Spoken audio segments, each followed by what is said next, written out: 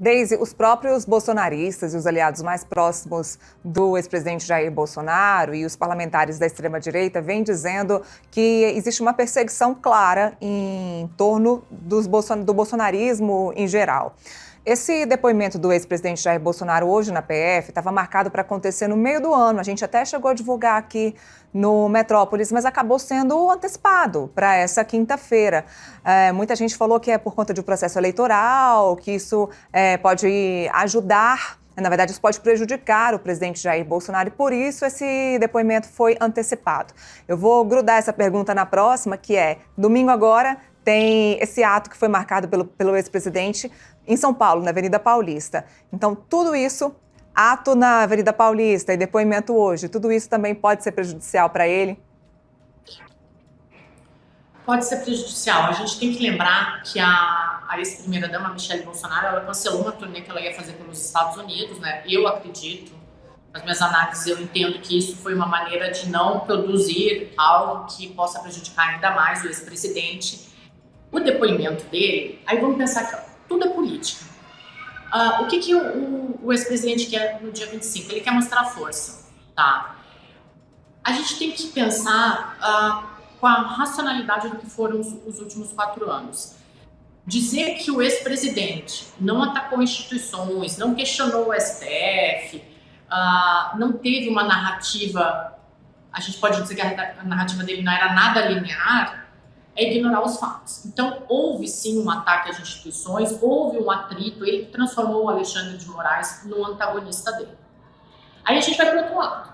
O que ele quer que as pessoas pensem? Que isso é puro e simples revanchismo. Isso tem na ciência política americana, a gente chama de selvageria norte-americana. Então, os líderes, eles incrustam nos seus eleitores exageros, eles aumentam os fatos, eles fazem com que os seus eleitores pensem que tudo é perseguição política. Existe um elemento político também, não dá para ignorar, né? O Alexandre de Moraes vê agora uma oportunidade de investigar aquele que foi o seu maior antagonista. Então, dizer que não existe um elemento, uma motivação política, também seria ignorar os fatos. Então, os dois lados têm razão e os dois lados não têm razão.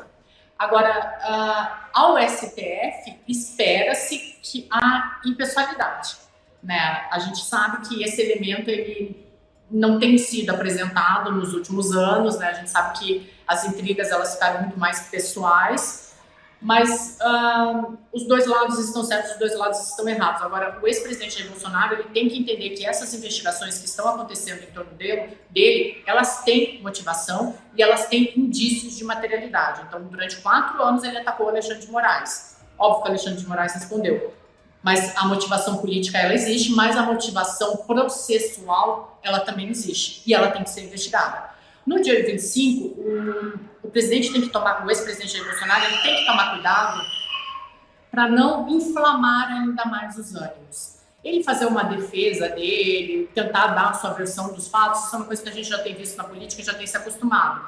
Mas ele tem que tomar cuidado para não inflamar ainda mais a situação de novo e, repito, num país extremamente polarizado, num país onde o inimigo é visto como alguém que eu tenho que aniquilar e num país onde as instituições estão estremecidas e em certos momentos, sim, elas querem um pouco de revanche. Mas existe, sempre lembrando que existe o indício de materialidade no meio disso tudo, tá?